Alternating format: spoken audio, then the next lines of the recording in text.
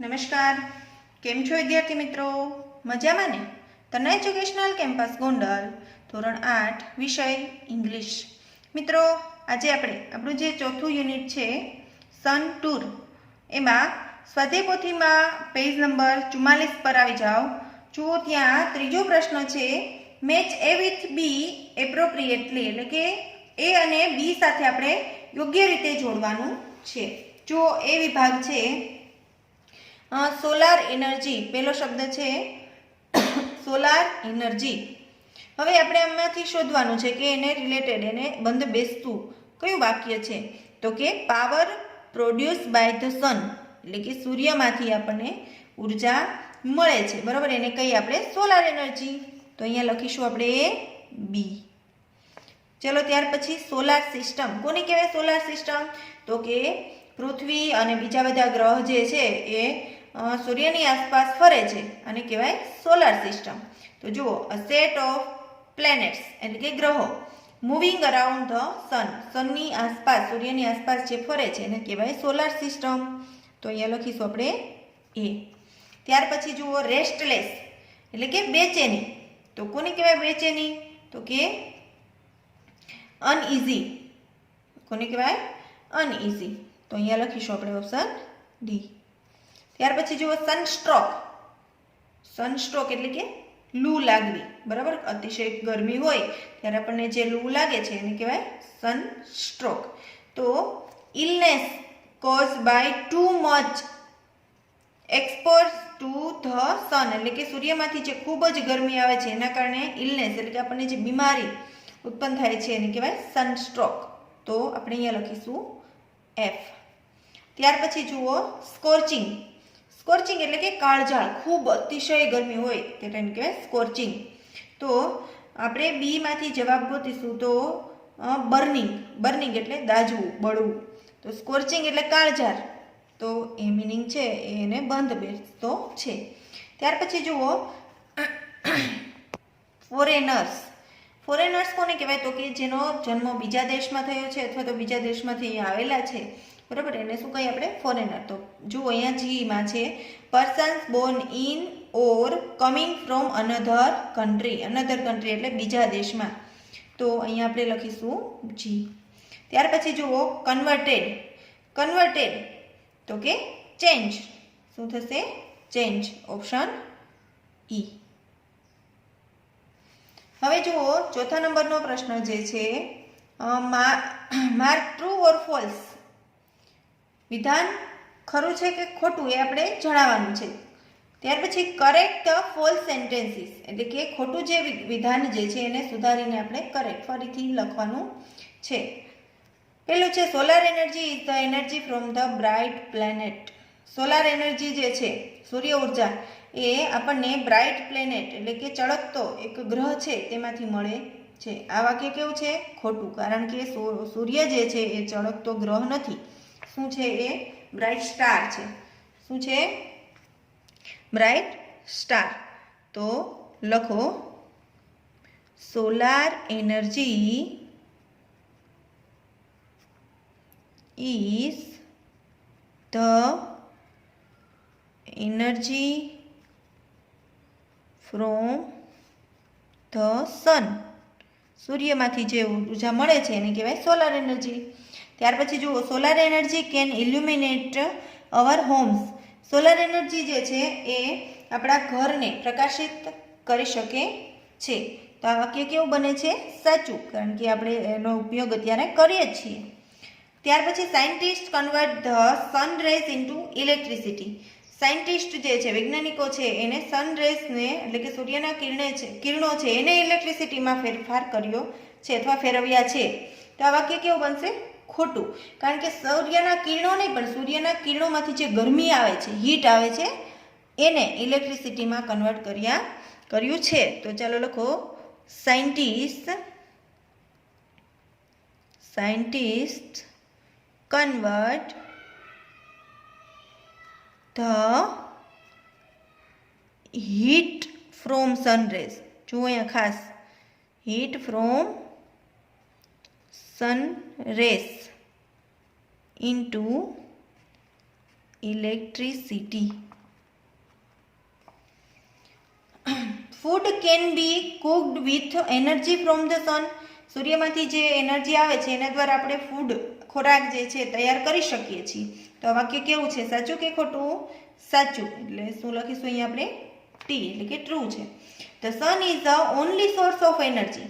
એટલે કે સૂર્ય જે છે એ માત્ર સૂર્ય ઉર્જાનો જ સ્ત્રોત છે. તો કે ના, અહીંયા આ વાક્ય બનશે ફોલ્સ. કારણ કે સૂર્ય જે છે એ સિવાય ઘણા બધા સ્ત્રોત એવા છે કે જેમાંથી આપણે ઉર્જા પ્રાપ્ત કરી શકીએ છીએ. એટલે કે ઉર્જા માટે માત્ર સૂર્ય જ સ્ત્રોત નથી. બરાબર છે? લખો ધેર આર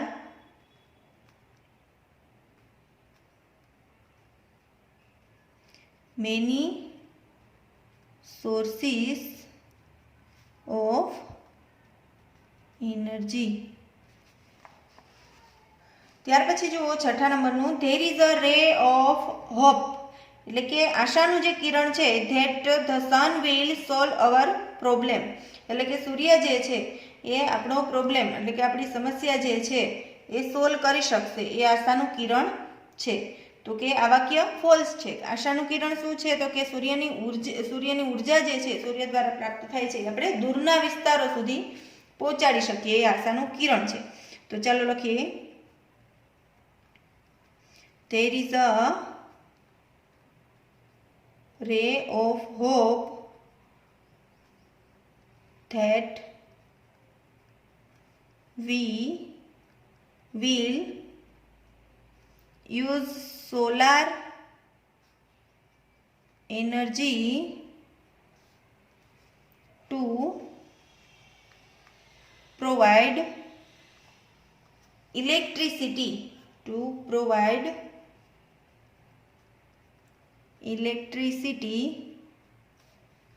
remote area. क्या? to remote areas. ત્યાર પછી જો 5મા નંબરનો પ્રશ્ન છે મિત્રો, રીડ ધ સેન્ટેન્સીસ કેરફુલી. એટલે કે નીચેના વાક્યો છે કાળજીપૂર્વક વાંચો and find the sentences expressing similar meanings from the lesson. એટલે કે આપેલા વાક્યો છે એને ધ્યાનથી વાંચો અને તેના જેવા જ અર્થ આપતા હોય એવા વાક્યો પાઠમાંથી, આપણા ચેપ્ટર જે છે એમાંથી શોધીને લખો. તો જુઓ અહીંયા છે you have learnt about energy.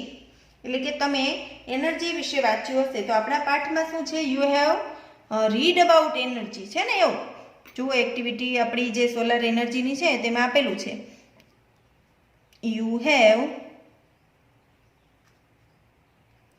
Read about energy. Summer in India is very hot and long. ભારતનો ઉનાળો જે છે એ ખૂબ ગરમ અને લાંબો છે. તો લખો ધ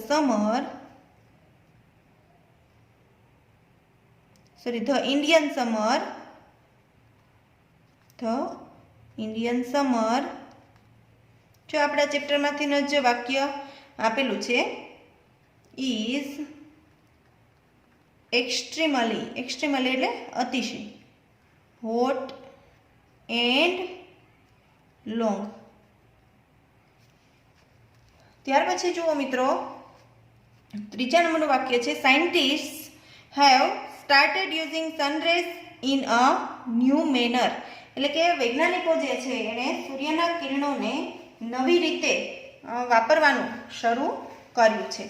તો લખો આપણા ચેપ્ટરની અંદર એવું કયું વાક્ય છે કે એનો મિનિંગ આવો જ નીકળે છે? તો કે સાયન્ટિસ્ટ જે છે, વૈજ્ઞાનિકો છે એ સક્સેસફુલ છે કે સૂર્યના કિરણોની ગરમીને ઇલેક્ટ્રિસિટીમાં કન્વર્ટ કરી શક્યા છે.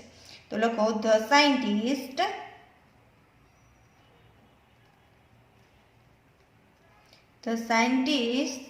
have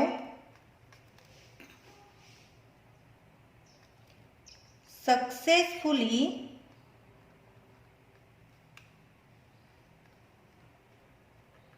converted the heat from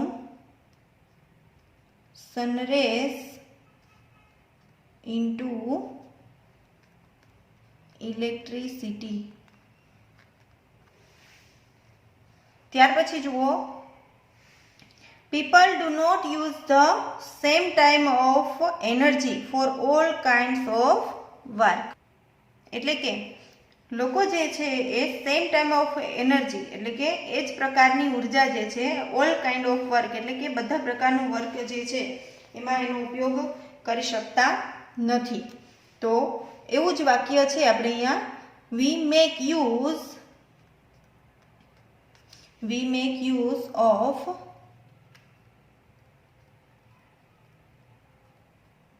different kinds of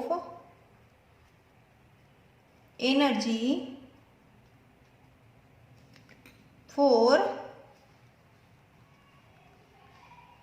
different purpose. purpose એટલે કે હેતુ, purposes એટલે કે આપણે જે આ બધા પ્રકારની એનર્જી જે છે એને આપણે જુદા જુદા હેતુઓમાં વાપરી શકીએ છીએ.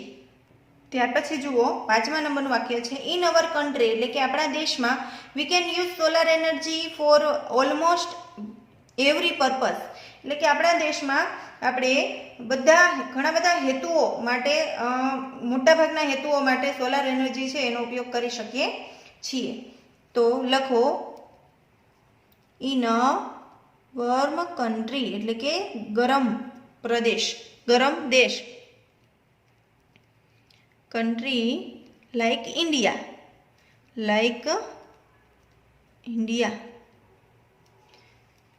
the sun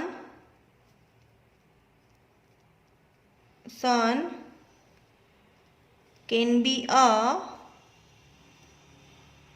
major source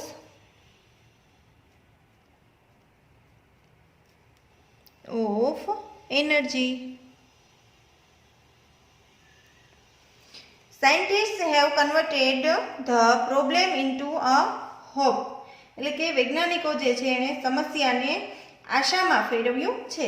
તો આવું જ વાક્ય આપણા પાઠની અંદર શું છે તો કે સાયન્ટિસ્ટ હેવ ટર્ન ધ બેન ઇન્ટુ ધ બ્લેસ. તો ચાલો લખો, scientist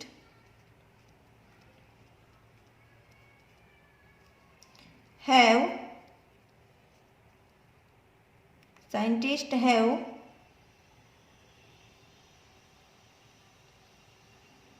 turned the bane into a blessing. એટલે કે શાપને આશીર્વાદમાં વૈજ્ઞાનિકોએ ફેરવ્યું છે.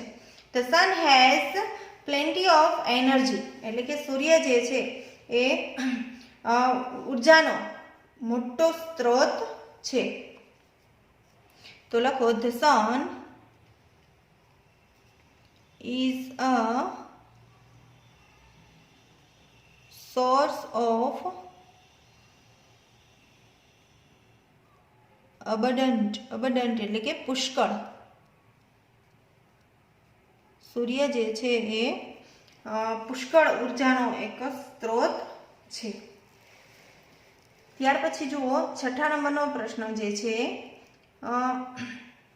Look at the following columns carefully એટલે કે નીચેની કોલમ જે છે તમે કાળજીપૂર્વક વાંચો. The sentences in A describe a village એટલે કે એના જે સેન્ટેન્સીસ છે વાક્યો જે છે એ શું કરે છે, ડિસ્ક્રાઇબ અ વિલેજ એટલે કે ગામનું વર્ણન કરે છે. Before the use of the solar energy એટલે કે સોલાર એનર્જીને સૂર્ય ઉર્જાને વાપરતા પહેલા જે બાબત હોય એ આપણે એમાં દર્શાવે છે. અને સેન્ટેન્સીસ ઇન બી એટલે કે બીમાં જે વાક્ય છે એ describe the village after the solar energy plant was started એટલે કે સોલાર એનર્જીને વાપરતા થયા પછીનું જે વાક્ય જે છે બીમાં આપેલું છે અને સોલાર એનર્જી નહોતા વાપરતા એ પહેલાંનું જે છે પરિસ્થિતિનું વર્ણન કરેલું છે એમાં છે. જુઓ, વાંચો અને અહીંયા જે આપણને બ્લેન્ક આપી છે એ પૂરવાની છે. આપણે ખાસ પહેલાં સમજી લ્યો કે નીચે આપણને કોલમ આપેલી છે. આ કોલમમાં એમાં શું લખેલું છે તો કે ગામમાં સૂર્ય ઉર્જાના ઉપયોગ પહેલાંની પરિસ્થિતિ છે અને બીમાં સૂર્ય ઉર્જાનો ઉપયોગ પછીનું પરિસ્થિતિનું વર્ણન કરેલું છે. તો પહેલું જોઈએ આપણે, the village did not use solar energy, એટલે કે ગામડાઓ જે છે એ સોલાર એનર્જીનો ઉપયોગ કરતા ન હતા. The people have started using solar energy, એટલે કે લોકો સોલાર એનર્જીનો ઉપયોગ શરૂ કરી દીધો હતો. ધેર વોઝ નો ઇલેક્ટ્રિસિટી, અહીંયા ઇલેક્ટ્રિસિટી નથી. તો જ્યારે એનો ઉપયોગ થયો છે ત્યારે આપણે લખીશું અહીં નાવ ધેર ઇઝ ઇલેક્ટ્રિસિટી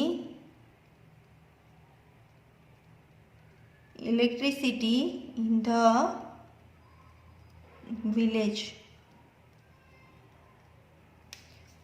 ત્યાર પછી ત્રીજા નંબરનું વાક્ય જુઓ, અહીંયા બ્લેન્ક આપે છે અને અહીંયા જુઓ the houses have solar fans, એટલે કે ઘરો જે છે બધા એમાં સોલાર ફેન છે. તો અહીંયા શું આપણે લખીશું તો કે નો ફેન્સ, એટલે કે પંખાઓ નહોતા ક્યાં ઘરમાં. તો લખો there were no fans in the houses.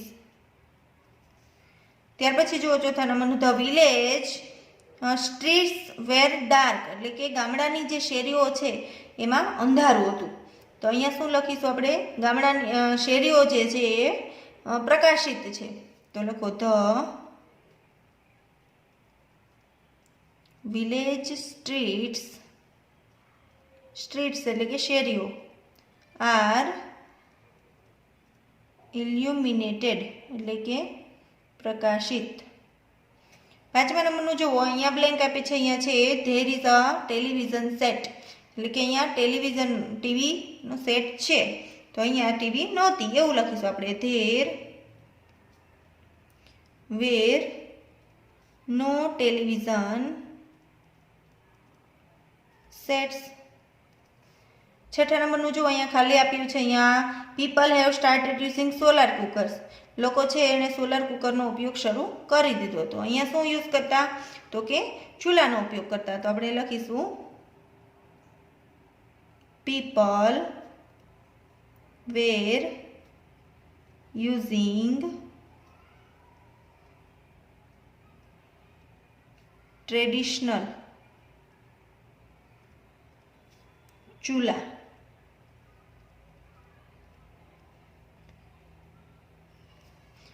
ત્યાર પછી જો સાતમા નંબરનું the kitchens were full of smoke એટલે ધુમાડો. તો અહીંયા ચૂલાનો જ્યારે ઉપયોગ કરતા ને ત્યારે રસોડું આખું છે કેવું હતું તો કે ધુમાડાવાળું હતું. તો અહીંયા શું આપણે લખીશું તો કે રસોડામાં ધુમાડો નથી હોતો. તો લખો the kitchens R free of smoke અથવા તો ફ્રી ફ્રોમ સ્મોક.